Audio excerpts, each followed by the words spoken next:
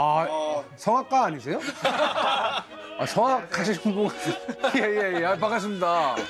아, 예. 너무 인상이 좋으시다. 예, 본인 소개 좀 부탁드리겠습니다. 저는 한양대 철학과하고 인공지능학과에 있는 과학철학자 이상욱입니다. 아, 과학 철학자요. 예. 그러면 과학자로 어떻게 보면 본인이 소개되는 걸 원하십니까? 철학자로 소개되는 걸 원하십니까? 저는 과학자는 소개되는 걸 원하고 그 문제가 아니라 과학자가 아니죠. 왜냐하면 지금 연구하는 게 철학 연구를 하고 있으니까. 다만 이제 제가 과학 백그라운드가 있어서 네. 그런 질문들을 가끔씩 받긴 해요. 어떻게 과학 백그라운드가 있어요? 제가 그 학부 하고 석사까지는 물리학을 했거든요. 과학의 근본.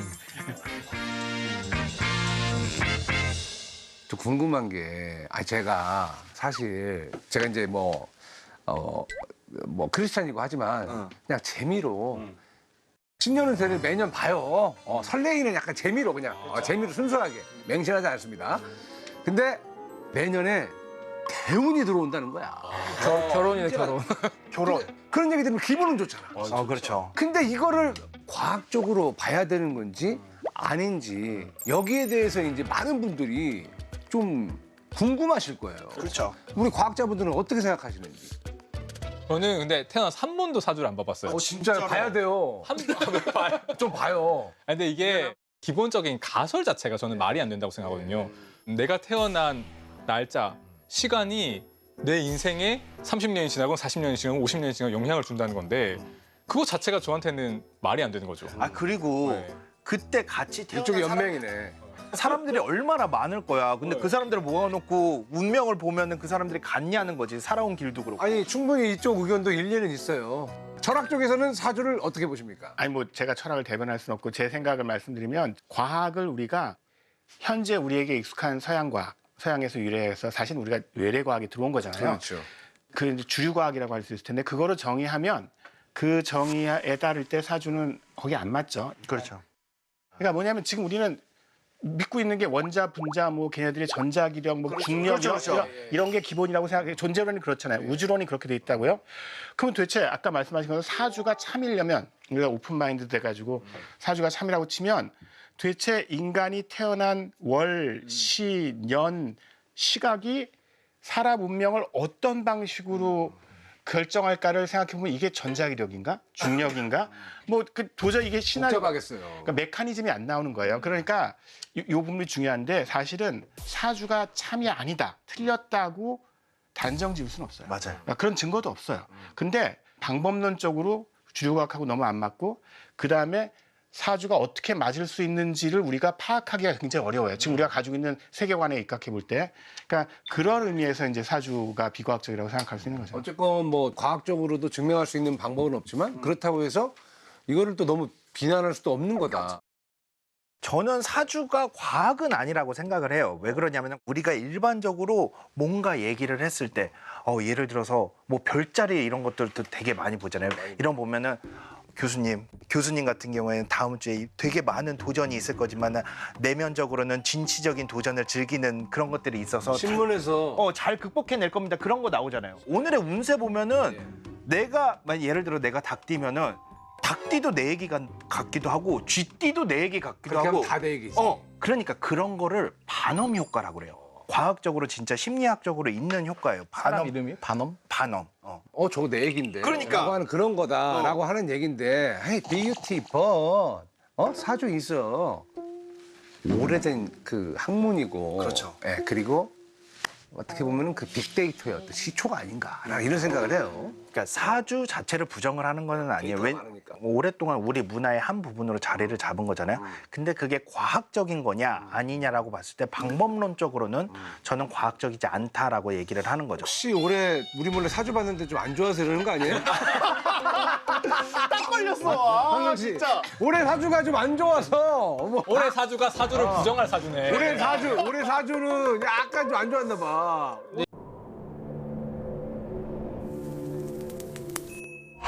이게 뭐 다 우리가 아니까. 사주가 과학이냐 아니냐 또 앞서 말했던 여러 가지 이야기하려면 유사과학이 뭔지를 먼저 생각을 해야 그래야 이야기가 진행이 될 것 같아요. 그래서 묻습니다. 유사 과학이라는 게 뭡니까?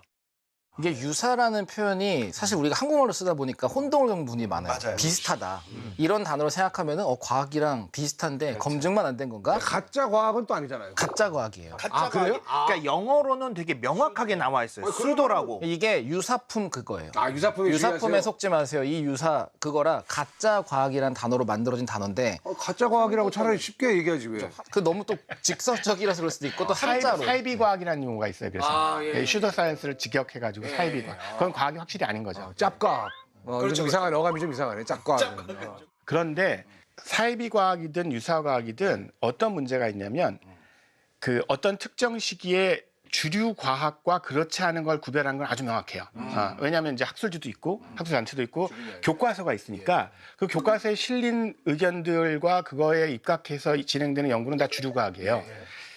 근데 주류 과학이냐 아니냐가 역사적으로 변화해 왔기 때문에 그 유사 과학이다 아니다를 갖다가 아주 간단하게 그렇게 얘기하기보다는 훨씬 더 이렇게 과정으로서 그러니까 이게 과학이었다 과학이 아닌 경우도 있고 그러니까 주류 과학이었다 주류 과학이 아닌 것도 있고 거꾸로도 있고 그다음에 아예 그런 노력조차 안 하기 때문에 그러니까 뭐 실험이라든가 검증이라든가 그런 건 사실은 천년이 지나도 사실은 과학이 될 가능성은 거의 없거든요. 예, 그런 것도 있고 이렇게 좀 이건 자세하게 봐야 될 필요가 있어요. 딱 정의 내릴 수 없는 약간 또 묘한 어떤 그런 부분들이 좀 많이 있다라는 얘기잖아요.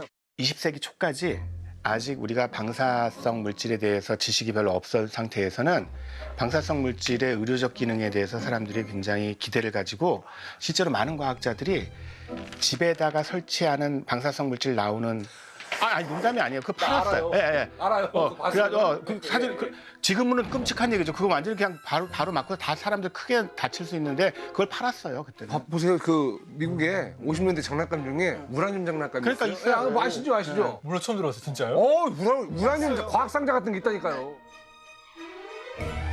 말 나온 김에 옛날에는 참 과학도 틀렸던 게 많아요. 예를 들어서 천동설 이런 거 있잖아요. 지구는 가만히 있는데 얘네들이 돈다. 근데 그것도 어쨌건 과학적으로 틀렸다는 거를 발견했지 않습니까? 천동설 얘기를 해서 그런데 결국에는 그 믿음이 이제 종교적인 거 그다음에 그 당시 사회를 전반적인 지배를 하고 있었던 그 지배력과도 관계가 있었기 때문에 그 틀을 깬다는 거는 너무나 힘든 일이었어요. 어떤 분들은 과학자가 되게 오만하다 아니면 과학이라는 학문이 되게 오만하다라고 얘기를 하는데 저는 그 무엇보다 과학은 아주 겸손한 학문이라고 생각을 해요. 왜냐하면 관측을 하고 또 이론적으로 검증을 하고 그다음에 여러 가지 관측 결과를 통해서 지동설이 맞다라는 것을 받아들일 수 있잖아요. 저는 과학의 힘이 거기에 있다고 봐요.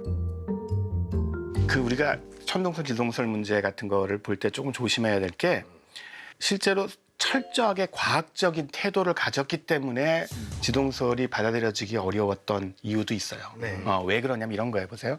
지구가 만약에 태양 주위를 돈다면 어마무시하게 빠른 속도로 돌아요. 공전 속도가 엄청나거든요. 근데 왜 우리는 그걸 못 느끼냔 말이야. 그럼 현재는 그걸 설명할 수 있어요. 관성의 법칙으로. 하지만 코페르니쿠스는 그 관성운동의 법칙으로 그 역학을 만들어낸 뉴턴보다 200년 앞선 사람이에요.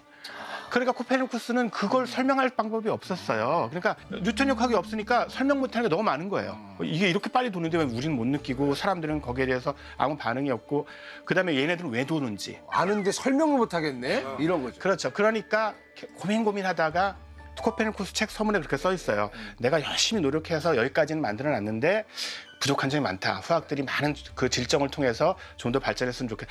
저는 거기에 핵심이 있다고 생각해요. 과학의 핵심이 뭐냐면 대개 과학이 참된 진리다라는 걸 과학자들은 좀 강조하는 경향이 있는데 저는 그게 전략적으로 좀 잘못된 것 같아요. 왜냐하면 만약에 과학이 참된 진리를 그렇게 많이 말한다면 역설적으로 과학이 진보를 못해요. 왜냐하면 진보를 한다는 건 뭐예요? 그 전에 틀렸던 걸 갖다가 다시 고쳐가지고 더 좋게 만든다는 거잖아요. 수정이 없다라는 거죠. 뭐 이미 다 저 참된 진리를 밝혀냈는데 어떻게 수정해가지고 이거 건들지 마세요. 네. 이거 건들지 마세요. 내가 발견한 겁니다. 이렇게 되니까. 정확히. 예. 그러니까 과학의 정말로 제가 보기엔 장점은 아까 말씀하신 겸손한 태도. 즉 뭐냐면 지금까지 우리가 연구한 바로로 그리고 우리가 가지고 있는 증거를 볼 때 이게 최선이다. 그리고 이것만큼 잘 검증된 이론은 없다. 그렇지만 이것도 물론 틀릴 수 있고 우리는 끊임없이 더 좋은 이론을 찾기 위해서 노력하겠다. 이 자세가 중요한 거지. 얘는 참이고 얘는 거짓이고 이렇게 딱 갈라치는 그런 거는 그렇게 과학적 태도는 아니에요. 코페르니쿠스 말씀하시는 게 낭만이 있어요. 후배들이요. 제가 정확하게 완전히 동의를 하는 게 있는데 보통 가장 이렇게 이론이 바뀐 거에 대한 예시로 난 게 천동설, 지동설이잖아요. 근데 항상 궁금한 게 이게 바뀌는데 얼마만큼의 시간과 진통이 있었을까라는 건 보통 생략이 되고 또 사회적이건 학계를 봤을 때 이걸 바꾸려고 말한 사람들은 괴짜과학자일 거예요. 비주류로 취급되고 존중받지 못하는 무시받던 거. 사람들. 그 사람들이 사실로 드러났기 때문에 지금은 거의 뭐 잔다르크가 성공한 것처럼 대단한 혁명의 역사와 과학의 진보로 보지만 그 사람들 화면으로 띄워줘야 엄청난 스트러글링이 있었을 거란 말이에요. 맞아요, 진짜로. 저는 되게 방금 제 교수님께서 말씀하신 부분에 다 동의를 하는 편인데 교수님께서는 과학자들이 우리 지식이 참된 진리야라고 얘기를 하는 게 좋은 전략이 아니라고 얘기하셨는데 저는 과학자들은 잘 그렇게 얘기 안 하는 것 같거든요. 그것도 맞아요. 왜냐하면 저는 케바케. 과학자랑 가짜 과학자를 구분하는 기준이 저한테는 명확해요. 나를 의심해라. 내가 말하는 걸 의심해라라고 좋다. 말하는 사람은 과학자고 그렇지. 내가 말하는 걸 믿어. 이걸 먹으면 뭐가 좋아져. 이걸 먹으면 피부가 고와져라고 하는 사람들은 가짜 과학자라고 생각합니다. 그렇죠. 장담하는 사람들. 그래서 저는 과학자가 의심을 직업으로 하는 사람이라 생각하거든요. 나를 돌아보고.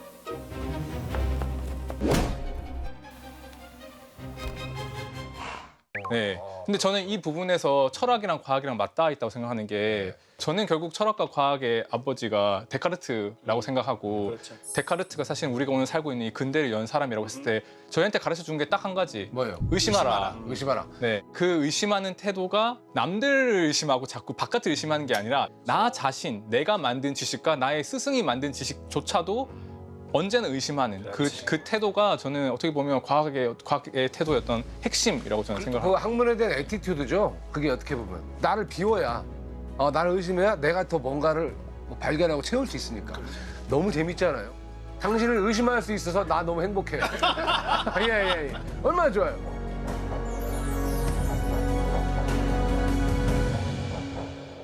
아니 의심해가지고 막 대세가 역전된 그런 사례도 있습니까 혹시 뭐? 되게 친숙한 사례는 그 이제 자연 발생. 예를 들면 우리가 저 초파리 연구하잖아요. 또 초파리 얘기 한 번씩 해줘야죠. 안 나오면 이제 섭섭해. 네. 뭐 음식물 썩으면 거기서 초파리가 생기잖아요. 그렇지. 그러면 음식에서 마치 초파리가 만들어진 것처럼 생각할 수 있죠. 그걸 알려줘요. 진짜 왜 여름에? 아니 나는 분명히 음식을 깔끔하게 다 처리를 하고 네. 쓰레기통을 보는 초파리가 이렇게 날라오거든. 그러니까 이게 무슨 어디 음식 포장지 껍질에서도 초파리가 나오는 건지 네네. 살짝 묻어있는 음식물에 확률 있어요? 옷에 붙어오는 거예요. 어디 나갔을 때. 진짜로? 아니 초파리가 어쨌든 거기에 알을 낳았겠죠. 언젠가. 내 옷에? 그 버려놓은데 아 진짜? 그럼 그 쓰레기통에서 초파리가 갑자기 스물스물 확 올라오는 줄 알았지 구더기가. 그게 자연 발생설이에요. 그 전까지 믿었다. 아 그래요?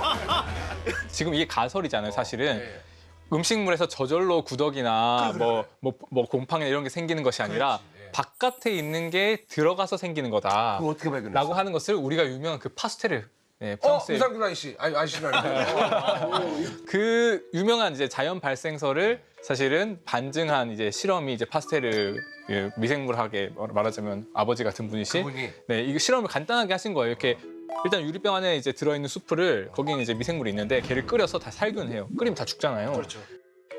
그런 다음에 요 병 모양을 휘게 만든 다음에 거기에 물을 넣어 놓으면 얘네들이 들어오다가 막혀서 못 들어오는 거죠. 미생물 같은 애들이.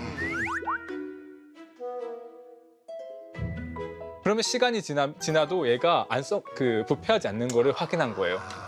초파리가 자연 발생이 아니다.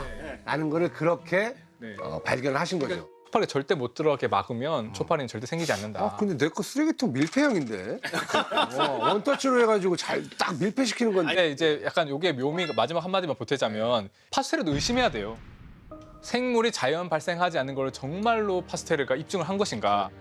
왜냐면 생물이 자연 발생하지 않으면 지구에 도대체 처음에 생명이 어떻게 생겼지? 그럼 그거는 뭐 외계 생명체가 와서 여기다 씨를 뿌렸나? 이렇게 의심을 하게 되는 거죠. 그래서 생명이라고 하는 것이 도대체 어떻게 자연 발생했을까라고 하는 큰 질문을 던지고 이게 또 과학의 핵심 주제 중에 거의 하나죠. 철학자신데요. 화학에서는 의심보다는 거의 끝없는 도전이에요. 제일 대표적인 예가 제가 좋아하는 거 괴열병인데 괴열병이요. 예전에는 저희가 요즘 현대 사회에서 이제 우리나라 같은 데 살면 괴열병을 많이 겪을 일은 없잖아요. 근데 이게 본격적으로 터진 거는 대항해 시대 때부터 터졌어요. 대항해 시대. 네, 그래서 항상 항해 갈 때 라임 주스랑 사가서 가야 되고. 근데 괴열병이 대외적으로 봤을 때는 어느 순간 누군가 이건 비타민 C 때문에 일어나는 거다 해서 그때부터 보급을 한 것 같지만 그 사이에 과정이 되게 많아요. 왜냐하면 사람들이 시도했던 것 중에 과일이 이제 새콤한 게 효과가 있으니까 아 신맛이 나는 게 괴열병에 효과가 있나 봐 해서 비싸잖아요, 과일은. 그래서 황산을 갖고 다녔어요. 배에 황산 싣고 물에 희석해서 황산을? 진짜로? 산이 신맛이 나. 그래 그걸 먹는데 똑같이 걸리는 거죠. 그런 일이. 그다음에 이제 아세트산 했는데 그때는 과일로 식초를 만드니까 이건 또 괜찮은 거야, 또 조금. 그리고 그 과정에 거치고 계속 찾다가 야, 이거 비타민 C네. 야, 너무 참 처절하다. 왜냐면 그리고 내가 느낀 게 뭐냐면 지금 얘기하는 게 우리가 지금 식당에서 보거를 먹기까지 얼마나 많은 사람들이 죽었을까. 저는 보거랑 네. 버섯 먹게 된 선조를 존경해요. 그죠? 진짜 얼마나 많은 일들이 있었을까라는 생각도 들잖아요. 그분들은 우리 직계 조상은 아니에요. 다 돌아가셔가지고. 혹시 이제 약간 그 비과학이나 유사과학 중에 오히려 주류 과학으로 된 사례도 있는지 반대로. 굉장히 재밌는 사례가 있어요. 아, 제 얘기해 주세요. 사실은 이 자기, 그러니까 그 우리가 자석에 보면 뭐 철가루가 들러붙고 막 이런 어렸을 때 많이 이 자기 현상은 굉장히 신비롭고 아주 그 초자연적인 현상으로 생각됐어요. 그래서 18세기 때까지 이 초자연적 현상은 자연과학의 그 연구 범위를 벗어나는 걸로 생각됐고 두 가지로 되게 사용되는데 하나는 뭐 예상하시겠지만 이제 고가주 치료하는 거.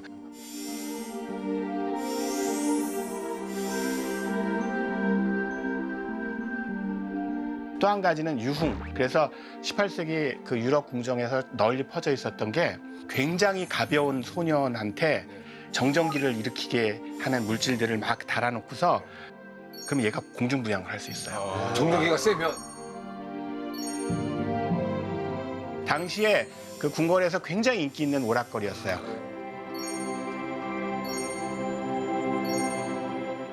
근데 그러고 나서 그때까지 그러니까 얘는 기존 과학 내에서 이론적으로 설명하기도 어렵고 그다음에 실험적으로 검증하기도 어렵고 우리가 그냥 그렇게 장난칠 수 있는 정도. 그런데 19세기에 맥스웰이라는 그 굉장히 위대한 물리학자가 결국 자기라는 게 독립된 현상이 아니라 전기 현상이 어떤 그 변화를 일으키면 전기 현상이 변화에 따라서 자기가 생겨난다. 그리고 그걸 실험적으로 검증도 하고 그걸 통제할 수 있는 방법도 개발하고 해서 전자기학이라는 게 만들어지면서 주류과학이 된 거예요. 그러니까 지금은 그래서 자기를 더 이상 초자연적 현상으로 보지 않죠. 아, 자기가 예전에는 이제 진짜 오락용이고 어떻게 보면 약간 마법 같은 마법 같은. 네. 그런 식의 어떤 그런 그 엔터테인먼트였는데 네. 이게 알고 보니 과학적인 이유가 분명히 있다라는 그런 얘기잖아요. 재밌는 게 지금 말했던 이야기가 참인 줄 알았다가 거짓인 거나 거짓은 참이었잖아요. 또 가는 경우도 있어요. 어디로 가요? 예를 들어서 자기장으로도 치료한다고 하셨는데 효과 없는 줄 알았잖아요. 지금은 우리 MRI 같은 거 찍을 때 쓰는 그 철가루가 있어요. 산화철 입자라고. 얘를 넣고 주변 자기장을 하면 마그네토 서머리라 거기만 열이 나요.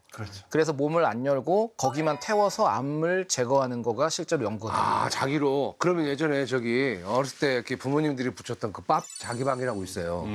그런 게 있었어. 그 파스 같은 거 있죠. 자기 자석이 조그맣게 들어가가지고 그래요? 붙이는 게 이런 게 있었어요. 옛날에. 자기방 안다. 알잖아요, 옛날에 어렸을 때.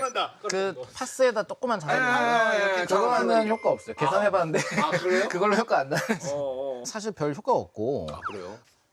관련해서 아까 그 과학이었다가 유사과학이었다가 과학이 된 재밌는 사례가 뭐냐면 그 라마르크라고 하는 프랑스 예전의 생물학자가 이분이 사실 다윈보다 먼저 진화를 얘기하신 분이거든요. 다윈은 유명한데 라마르크는 별로 안 유명한 이유가 이분은 어떻게 진화를 한다고 믿었냐면 기린의 보통 예시를 많이 듣는데 기린이 목이 길잖아요. 왜 목이 길어졌을까?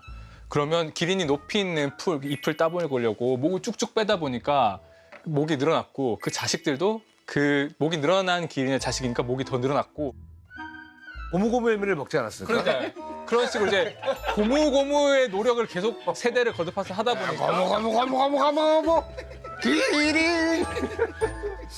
그게 궁금하긴 하죠. 왜냐면 기린 유독 보기 기니까 네. 그죠. 그러니까 말하자면 그 어떤 개체가 획득한 형질이 다음 세대로 전달됐었을 것이다. 그러면서 점점 목이 길어졌을 것이다.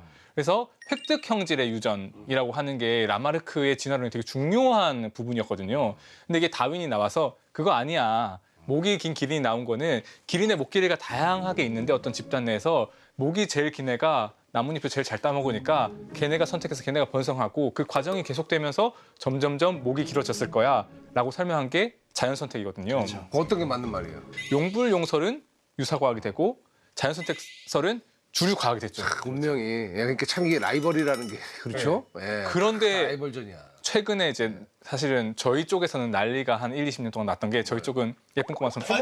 코마 선충 분양해요? 분양합니다. 예. 꼬마 선충이 핫해라고 된 게 획득 형질이 유전이 된다는 걸 보여준 거예요.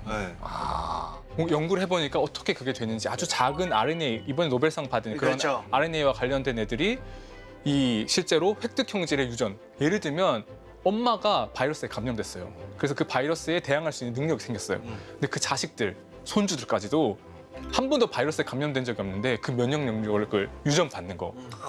그런 것들이 검증이 되고, 그러니까 라마르크의 과학이 유사과학이라고 생겼는데 이거 진짜 그럼 다윈이 맞고 100% 맞냐고 물어보시잖아요. 딱 맞는 거죠. 100% 맞아? 정말 없어? 정말 획득 형질은 유전되지 않아? 라고 다시 의심을 한, 진짜 몇백 년이 지나서 의심을 한 이 과학자들이 또다시 엄청 스포트라이트를 그러면 받는 라마르크가 이거 알았으면은 자기도 좀 많이 억울하지 그러니까 그게 않았겠네. 핵심인데 라마르크가 그렇다고 맞게 되는 건 아니에요. 그렇죠. 라마르크 생각을 이어받되 추가 연구를 통해서 아까 얘기한 RNA 메커니즘을 발견했기 때문에 그게 설명이 되는 거니까 과학은 계속해서 그런 의미에서 진보하는데 핵심은 옛날에 그 한번 이렇게 거부된 이론이나 생각이라고 해서 무조건 언제든지 컴백 가능하다는 거죠, 원칙적으로. 아니 근데 결국에 이 과학으로 인정을 받으려면은 어떤 그 경험적인 증거가 가장 중요한 거구나라는 생각이 듭니다. 맞아요. 경험이 많아야 돼요. 아니 과학자분들은 어떤 방식으로 증거를 찾는지 화학에서 제일 중요한 건 실험이에요. 우리가 실험을 안 하면 화학을 할 의미가 사실 없어요. 왜냐하면 요리랑 비슷해가지고 요리를 글로만 읽고 이 요리의 사진도 본 적도 없고 먹어본 적도 없고 만들어 본 적도 없으면 정말 이것보다 재미없는 게 없죠. 그 맨날 양만 화학하시는 올리는 분들은 맨날 실험실에 가가지고 다 하고 앵앵앵앵 돌리고 항상 실험하잖아요. 아마 모든 분야가 실험을 해요. 물리학도 하고 생물학 다 하는데 저희는 그 빈도나 양이 많기도 하고 위험성이 굉장히 높죠. 저희만 해도 실험실에서 몇 년 전에 화재도 나서 아 진짜 큰일 날 뻔했어요. 천문학. 천문학을 네. 실험보다는 왜냐면 실험이라는 걸 할 수가 없어요. 우주와 같은 조건을 만들 수 있는 것들도 아니고. 별을 없애볼 수도 없고. 그렇지. 그러기에 천문학에서 가장 중요한 거는 관측이에요. 저도 관측 천문학자거든요. 뭐 관측 새로 한 거 있습니까 혹시 뭐? 저도 있었죠. 거예요? CTB10이라고 해가지고. CTB1010? CTB10이라고 하는 이제 별의 생성 영역이에요. 예. 전파는 밤에만 관측하는 게 아니에요. 낮에도? 낮에도 관측을 하고 아침에도 관측을 해요. 제 인생이 갈려 들어갔던 순간이었습니다. 생물학은요? 그러니까 생물학은 또 천문학과 또 다른 그런 어려움이 있는 것 같아요. 저희는 생물을 다루잖아요. 그렇지. 저기는 안드로메다가 어디 가지 않잖아요. 제가 봤을 때 훨씬 안정적인 세계를 탐구한다는 느낌이 들거든요. 아니라니까. 아니라니까. 그럼 몽땅 움직이고 있는데 뭔 소리야. 그래 어필해. 그러니까 어필해. 저는 예를 들면 이런 거예요. 그 제가 박사학위 때 했던 연구했던 게 그 힘든 거 어필해야 돼. 예쁜 꼬마 선충 춤을 연구했거든요. 춤이요? 네. 그냥 춤을 춰요? 춤춰요, 얘네들이. 이렇게 어떻게? 웨이브 댄스를 추거든요. 아 진짜? 근데 이 웨이브 댄스를 조절하는 유전자를 제가 찾는 연구를 했거든요.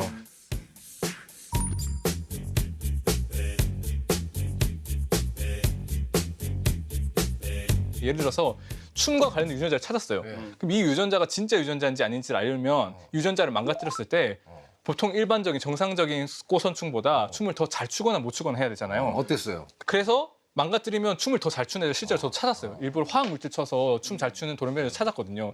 근데 얘네들이 생물이라고 하는 건 워낙 주변 환경 같은 걸 영향을 많이 받기 때문에 그날의 뭐 온도가 어땠니, 습도가 어땠니, 뭐 우리가 모르는 뭐 태양 자기장에 영향을 받았을 수도 있는 거고, 얘가 실제로 춤을 더 잘 추는 건지 그날 컨디션이 남달리 좋은 환경이었는지 거기까지 못 물어보는 거지. 알 수가 없기 때문에 항상 컨트롤 실험을 해요. 좀 더 일반화시키면 일반적으로 정말로 좋은 과학 논문, 되게 연구가 잘 됐다고 하는 과학 논문은 단순히 X가 Y 때문에 일어난다는 메커니즘만 제시하는 게 아니라 우리가 생각할 수 있는 X가 일어날 수 있는 다른 메커니즘을 다 제거해 주는 거예요.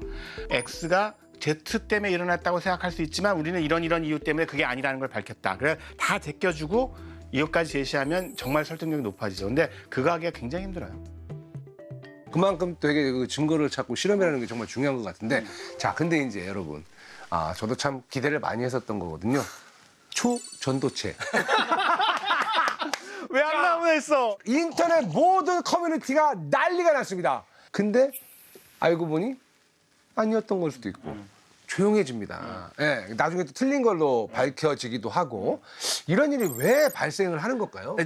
근데 조금 조심히 말해야 되는 게 이게 초전도체는 이제 있는 거고 상온, 상압, 초전도체가 밝혀졌다고 얘기가 나왔는데 아직 확실히 검증이 안 된 상태인 거죠. 그게 이제 밝혀져서 진짜로 저 발견이 되면 세상을 바꾸죠. 세상을 바꾸는 거잖아요. 그건 정말 세상을 바꿔요. 근데 알고 보니 그 정도의 어떤 그런 그 발견은 아니었던 거죠. 그렇죠. 증명이 안 됐어요. 증명이 안 다른 여러 전 세계 여러 팀이 그 만들었던 방법대로 했는데 똑같은 결과가 안 나오니까. 그러니까 그게 재현 가능성이라고 흔히 얘기하는 건데 그게 핵심은 맞아요. 과학이 진보를 하려면 어떤 연구팀에서 했던 말을 액면 그대로 믿으면 안 되고 그래, 의심해보고 맞아요. 그걸 확인해보고 그리고 그 다음에 후속 연구를 하는 게 맞는데 여기에 이제 과학 철학적으로 보면 좀 복잡한 문제들이 있어요. 그게 기본은 맞고 그게 과학의 핵심인 건 맞는데 첫째는 뭐냐면 첨단 연구일수록 그쪽 분야에 정말로 아주 제일 앞서가는 프론티어 연구팀일수록 그 사람들이 연구팀 내에서 가지고 있는 그 기량이 실험 기량이 너무 탁월해서 사실은 재현이 안 돼요.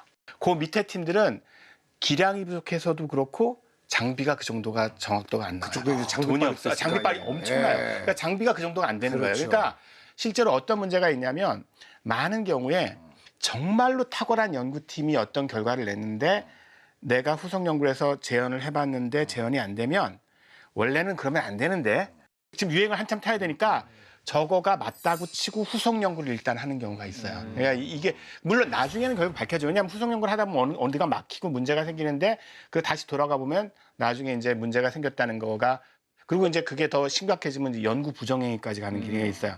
그래서 흥미로운 점이 뭐냐면 많은 사람들이 연구 부정행위는 직관적으로 생각할 때 좀 실력이 떨어지는 과학자가 맞아요. 연구업적 내기 위해서 막 억지로 그럴 수가 없어요. 왜냐하면 실력이 떨어지는 과학자가 자기 연구업적 올리려고 이렇게 막 발표를 하면 그거는 금방 들통이 나요. 왜냐하면 그 정도 수준은 금방 재현해봐가지고 얘 아니네 딱 제낄 수 있는데 대개는 엄청 잘하는 연구팀 중에서 뭔가 좀 도덕적으로 문제가 있는 애가 사기를 치려고 하면 그러면 그 팀이 했던 게 재현이 안 돼도 다른 연구팀에서는 야 이게 제가 틀려서 재현이 안 되는 건지 아니면 내 실력이 부족해서 재현이 안 되는 건지를 판단하기가 굉장히 힘들어져요. 힘들다. 또 다른 경우가 있어요. 천문학에서 또는 지질학에서 발견되는 경우가 있는데 뭐냐면은 샘플이 그들만 갖고 있기 때문이에요. 샘플을 안 해서. 네, 샘플을 그들만 갖고 있는 경우가 있는데 이게 뭐냐면 남극에서 화성에서 온 운석이 발견이 됐다라는 게 있었어요. 그 이름이 ALH84001이라는 운석이 발견이 됐는데 그 안에 생명체가 있었던 흔적이 발견이 되었다라는 난리 게 있었어요. 났어요 예전에. 맞아요. 뭐 월드뉴스 나오고 난리 났었지 뭐. Good afternoon. Today, Rock 84001 speaks to us across all those billions of years and millions of miles. It speaks of the possibility of life. If this discovery is confirmed, it will surely be one of the most stunning insights into our universe that science has ever uncovered.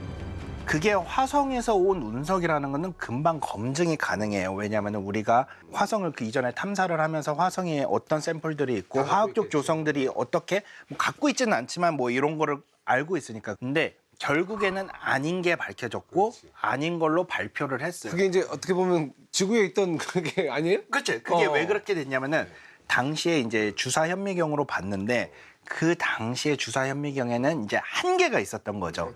네. 그 장비에 아까 말씀해주신 장비의 한계도 있었던 거고 그 운석이 언제 떨어졌는지 어떻게 알아요?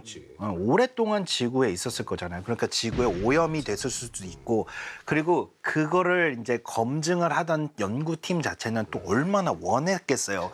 왜 사람이 구름 같은 것도 야 저거 소 같아 뭐 같아 그러면은 그렇게 믿는 것처럼 약간의 확증 편향이 있었던 거죠.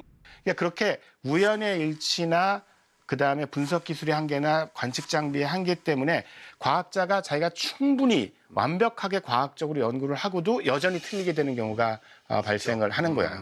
그 되게 재밌는 사례가 하나 있는데요.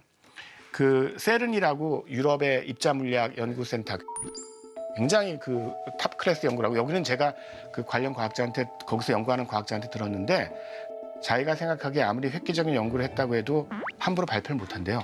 이 연구가 충분히 검증이 됐는지 굉장히 엄청나게 내부 검증을 거친 다음에야 얘기할 수 있대요. 그렇죠. 신제품 발표도 이제 그렇게 하듯이. 그렇죠. 예.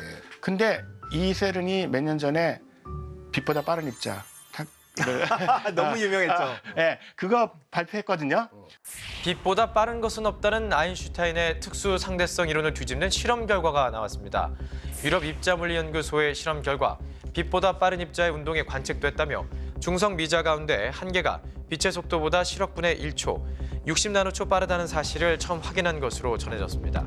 그런데 그때 그 발표에 대해서 세른이 했기 때문에 국내 과학자들이 전부 다 굉장히 열광하면서 드디어 세상이 바뀌었다. 아인슈타인의 상대성 이론이 무너졌다. 빛보다 빠른 게 가능하다. 물리학 효과 새로 써야 된다. 제 교수님들, 다들 그렇게 막 언론 인터뷰하신 걸 제가 봤어요. 보다 빠른 거를 발견한 거는 이거는 거의 뭐 세계 발견인데. 그렇죠. 그죠? 예. 과학을 다시 다 만들어야 되는 아마 그렇지. 그런 인터뷰 되게 많이 봤어요. 근데 제가 그때 그 과학자석 수업할 때였는데 제가 그런 예언을 했어요. 제가 물론 이제 예언했다기보다는 야 그런데 과학의 역사를 볼 때 아마 이게 그 실험의 오류로 밝혀지거나 알고리즘의 오류로 밝혀질 가능성이 진짜 물리학 교과서를 새로 쓸 가능성보다 훨씬 높을 거다라고 예측을 했는데 그 예측이 맞았거든요. 그렇죠. 왜 맞았냐면 이게 과학이 아까 말씀하신 것처럼 서로 경쟁 관계에서 그 상대방의 문제점들을 밝히는 방식으로 진보를 하잖아요. 세른과 경쟁 관계에 있었던 미국의 페르미랩이라는 데가 있어요. 둘 다 굉장히 좋은데요. 여기서 당장 세른의 그 관측 결과 자체는 맞을 수 있지만 거기 그 관측 결과를 분석하는 데 쓴 컴퓨터 알고리즘이 좀 틀린 것 같다라고 이의를 제기했어요. 경쟁사에서. 경쟁사에서. 예. 계속해서 몇 개월 동안 서로 왔다 갔다 하다가 결론은 세른이 인정했어요. 우리가 다시 잘못 분석했다. 아, 오르다. 그럼 빛보다 빠른 입자는 아직까지는 못 발견했다 못 적어도. 발견한 걸로. 네. 그 정말 그 어떻게 보면은 대단한 그 대단한. 시스템을 갖고 있는 엄청난 자기 그곳에서. 검증 시스템을 가지고 있는. 근데도 틀릴 수 있는. 그렇죠. 그러니까 전문 용어 약간 삽질이라고 그러잖아요. 그렇잖아요. 완벽한 사람은 없듯이 정말 과학적으로도 훌륭한 업적을 많이 낸 분도 있지만 의외로 실수한 것들도 있다라는 거죠. 그래서 끊임없이 나를 의심해야 되는 게 맞다라는 얘기죠. 어떤 면에서 의심을 잘하는 사람이 의심을 정확하게 잘하는 사람이 성공하는 세계가 과학의 세계 같아요. 맞아요. 근데 이런 걸 물어보고 싶어요.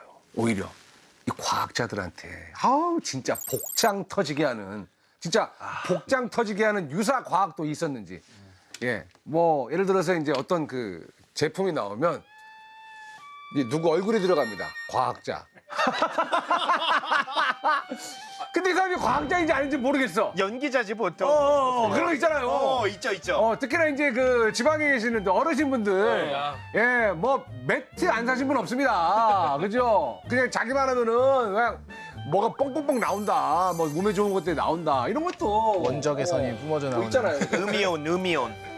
원적외선 어떻게 생각합니까? 원적외선은 사실 별 효과 없고. 아 그래요? 근데 원적외선도 결국에는 일종의 방사되는 전자기파기 때문에 그런 에너지를 아무런 의미 없이 내놓을 정도면 얘는 방사성 물질이라고 맞아. 구분한 게 맞아요. 사실. 옛날에 자동차 있잖아요. 시거체 꽂아가지고 90년대 때 그 차 뒤에다가 저 뒤쪽에다가 달아놓는 그 피톤치드 음이온 발생기 있어. 음이온 발생기. 그거 어떻게 그놈의 생각해요? 음이온. 어떻게 생각해요? 그때 음이온 바람이었잖아요. 음이온도 사실 별 의미가 없는 게 그래요? 보통 자외선을 받았을 때 폭포나 이런 데 음이온 많이 나온다 그러잖아요. 물방울 같은 데 자외선 받으면 그게 이온화되는 거라서 그냥 발생하는 것뿐이고 오히려 너무 많으면 안 좋아요. 근데 요즘에는 공기청정 이런 것도 그 자외선 살균 기능 있잖아요. 나 많은데 공기청정기. 네, 근데 이게 할 때 주의사항이 환기될 때 하고 항상 틀어놓지 말고 이런 게 있는 게 계속 틀어놓으면 거기서 오존이나 음이온이 나오면 오히려 몸에 안 좋아져. 잠깐만 나 공기청정기가 지금 방마다 하나에다가 거실에 있는데. 그냥 작동할 땐 괜찮고 이제 쿨타임이에요. 살균 기능을 켰을 때 살균. 자외선 살균. 살균은 네. 없죠. 근데 그걸 그냥 주기적으로만 하지 항상 하지는 말라 써 있거든요. 또 좋은 생활팁까지 배우네요. 아니 그리고 나는 이제 또 유사과학 하니까 또 궁금한 게 과학자분들도 혹시 유사과학에 끌려본 적이 있는지 너무 궁금합니다. 전 전문가죠. 어디에 끌렸어? 왜 끌렸어요? 어떤 전문가? 어디에 끌렸습니까? 저는 제일 그래도 크게 끌린 건 이제 오컬트 쪽에. 아 이거 오컬트에 왜 오컬트는 끌리는 거야? 약간 그 이게 과학이라기보다는 다른 쪽 아니에요, 완전히? 저는 초자연을 또 좋아해요. 진짜 이게 끌렸다는 게 오컬트 매니아 이게 아니라 얘 타로 공부도 많이 했었고 그리고 대학교 1학년 때나 고등학교 때는 그 외국 책을 사서 그 악마 소환 이런 거 그려서 초불 키우고 수정 놓고 대박이네. 밤에 시간 해서 이런 과학자잖아. 그거는 다른 취미였어요? 아니면 그냥 끌린 거예요? 이랬으면 좋겠다. 아. 지금도 관심은 많아요. 솔직히 과학자가 분석적으로 산다고 하루 종일 모든 걸 분석적으로 보고 살 수는 없잖아요. 사람이니까. 저만의 그런 다른 그런 분야가 있는 셈이고 어떻게 보면 이건 유사보다 더 심한 거예요. 비과학이니까. 저는 이게 알고 이제 오컬트가 과학은 아니라는 걸 알고 끌린 거잖아요, 사실은. 약간 그런 쪽 아니면 아니에요? 좋겠다. 그렇지. 과학이면 그냥 좋겠다. 관심의 일부. 저는 아예 그게 과학인지 아닌지조차 모르고 되게 끌렸던 게 하나가 있어요. 뭐예요? 해독 주스 아세요? 아이, 너무 잘하죠. 해독 주스 해독 주스, ABC 주스. 뭐 드셔보셨습니까? 그냥 뭐 알지. 이제 마셨죠. 뭐 샐러리 사고, 뭐 애플 사고, 당근 사고 맛이 없어. 몸에 좋은 거 쓰다고 해도 너무 맛이 없어. 한 달 동안 진짜 많이 버틴 거야. 한 달은. 근데 몸이 막 그렇게 개선되는 것 같지 않고 그렇지. 맛은 계속 없어요. 그래서 찾아봤어요. 그랬더니 해독 주스가 효과가 있는 게 아니에요. 오히려 그거는 영양이 불충분한 상태에서 계속 먹으면은 당만 오를 수 있다는 거예요. 왜냐면 과학자가 그게 뭔지도 모르고 먹고 나서 그거를 이제 찾아봤다는 보통은 게 너무 찾아볼 텐데 웃기잖아요. 먼저. 그러니까. 왜냐면 근데 그만큼 절실했던 거야. 그렇지. 어. 여러분들 뭐 우리 시청자분들 보시겠지만 이렇게 배운 사람들 이런 과학자들도 유사과학에 끌려 하기도 합니다. 별반 다를 게 없어요, 우리랑. 그러니까 과학자들도 끌리는 유사과학. 왜 사람들은 끌려 할까? 제가 한번 얘기해 볼게요. 예. 세상에 대해서 참된 지식, 좀 쉽게 얘기하면 세상이 진짜로 어떻게 되었는가 사실을 밝혀내려는 게 과학이잖아요. 그렇죠. 근데 사람들이 그 사실을 그냥 얘기해 주는 것보다 다른 어떤 방식으로 얘기해 주는데 훨씬 더 마음의 위안을 갖는다면 그것이 과학적으로는 지지하는 증거나 이런 데서 좀 약하더라도 거기에 훨씬 끌리게 되겠죠. 예를 들어 보면 세상에는 정말 우연에 의해서 좌우되는 일들이 많잖아요. 그래서 왜 나한테만 이런 일이 생기지 싶게 계속 안 좋은 일이 겹쳐지기도 하고 그럼 그건 물리학적으로 생물학적으로 어떻게 설명해요? 그냥 세상에는 인과관계가 있고 수많은 인과인들이 막 결합해가지고 당신은 그렇게 된 거고 운 좋은 사람은 그냥 그렇게 된 거고 특별한 이유가 없다. 그럼 이런 상황에서 한 가지 방식은 실존주의로 가는 거예요. 까미가 얘기했듯이 세상은 부조리하다. 원래 그런 거야. 또 다른 한 가지 방식은 당신의 사주상 요번에 명리학적으로 따져볼 때 올해가 그렇게 해가지고 안 좋은데 내년에는 좀 좋을 수 있고 이런 거 조심. 그러면 적어도 위로를 받네. 위로를 받죠. 위로를 받고 위안을 받고 그리고 이해가 되잖아요. 그러니까 이게 막 나한테 부당하게 내가 무슨 잘못을 저질렀길래 하는 것보다는 그래도 이유가 있었구나. 그런 데서 사람들이 훨씬 더 공감을 하지 않나. 저도 교수님하고 같은 방면인데 왜 일반인들이 유사과학을 믿냐라고 했을 때 그건 과학자들의 태도하고도 좀 달려 있다고 생각을 하거든요. 과학자들은 아까도 말했지만 보수적이고 계속 의심을 해요. 그렇기에 이게 뭐다라는 정확한 답을 주지는 않아요. 이게 이거일 수 있는 확률이 상당히 높다가 매우 좋은 긍정적인 답인 거예요. 어떤 걸로 보여진다. 내지는 이런 식으로 보여진다. 이런 식으로 추론된다. 그렇죠. 유사과학은 정확하게 답을 줍니다. 그렇죠. 네. 이거 먹으면 아니면 이거 하면 좋음. 일반인들은 그 답을 듣고 싶어 해요. 그러기에 팔리는 거고 그러기에 할머니들이 옥장판을 사시는 거예요. 우리가 지금 우려하고 문제가 됐다는 모든 것들은 과학자가 만들었다기보다는 그걸 활용해서 이득을 볼 수 있거나 이슈를 만들 수 있는 사람들이 해요. 예를 들어서 옛날에 많았죠. 그 피라미드 모양의 속에다 면도칼로 넣으면 재생된다. 피라미드 파워. 이거 그런 게 혼자 있어요? 되게 옛날에 유행을 또 했어요. 언제 쪽이에요, 그러니까 이게? 실제로 과학자들이 우리가 흔히 말하는 유사과학이라는 것을 되게 싫어하고 힘들어하는 거는 유사과학을 통해서 그들이 과학이라는 탈을 쓰고 누군가에게 피해를 입히기 때문에 물질적이기든 정신적이든 건강이든 사실 이걸 구별을 하기가 쉽지가 않아요. 여러분들은 어느 정도 이제 이렇기 때문에 사람들이 끌려하는 거다라는 말씀을 하실 수는 있지만 그럼 일반 사람들은 이 진실을 어쨌거나 구별을 해야 됩니다. 어떻게 구별을 해야 되나? 진실을 어떻게 구별해야 될지 방법을 좀 알려주세요. 제가 봤을 때는 개별적인 지식을 우리가 전달하는 것은 힘들고 중요한 것은 태도 같아요. 의심하는 태도를 특히 권위자라고 하시는 분들, 내가 뭐를 어디 대학을 나왔고 무슨 뭐 연구를 했고 무슨 논문을 썼는데 내 말을 믿어봐라고 할 때 특히 더 의심을 해야 되는 것 같아요. 네. 그러니까 어디나 마찬가지예요. 남 믿고 투자해. 맞아요. 남 믿고 뭐 해. 그러니까 이게 역설적으로 들리시겠지만 유사과학이나 사이비과학이 판치는 이유가 사람들이 과학에 대해서 굉장히 높게 생각하기 때문이에요. 겉보기에는 그 전문가가 아닌 사람들은 판단이 어려울 정도로 과학적으로 보이게 만드는 거예요. 그 말은 뒤집어 얘기하면 현재 많은 사람들이 과학이라고 하면 일단 신뢰하고 그게 있기 때문에 유사과학이나 사이비과학이 굉장히 그 힘을 얻는 거고 그 말을 기반으로 생각해 보면 아까 말씀하신 것처럼 일반인들이 사실은 판단하기가 어렵잖아요. 왜냐하면 그 내용은 굉장히 왜냐면 겉모습은 비슷하니까. 그렇죠. 다 현미경 쓰고 뭐 이러니까. 그러니까 이거를 그냥 단순히 사람들이 잘못된 믿음을 가지고 있다 말다의 문제가 아니라 어떤 경우에는 중요한 결정들을 내릴 수 있게 도움을 줄 필요가 있어요. 잘 아시지만 지금 지난번에 미국 대선에서 트럼프가 패한 다음에 그거를 인정하지 못하겠다고 막 미 국회의사당에 쳐들어가가지고 막 난리를 친 그 사건의 배후에 사실은 유사과학 단체가 있었거든요. 퀴어논이라고.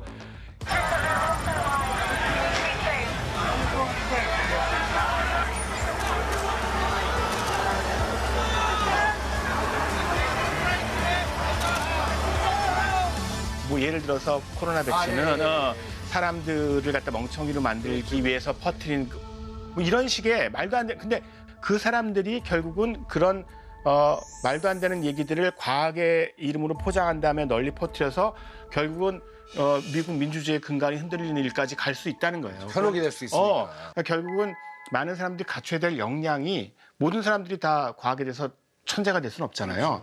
결국은 그 중요한 결정 순간에 자기가 서치를 해보고 요새는 웹 검색이 되게 잘 돼 있으니까 그래가지고 비판적으로 검토하고 따져보는 게 되게 중요하다고 생각하고 그게 이제 과학적 태도죠. 그러니까 과학적 태도를 일반 시민들로 견지하는 게 사실은 이 주제에 대해서 제일 중요한.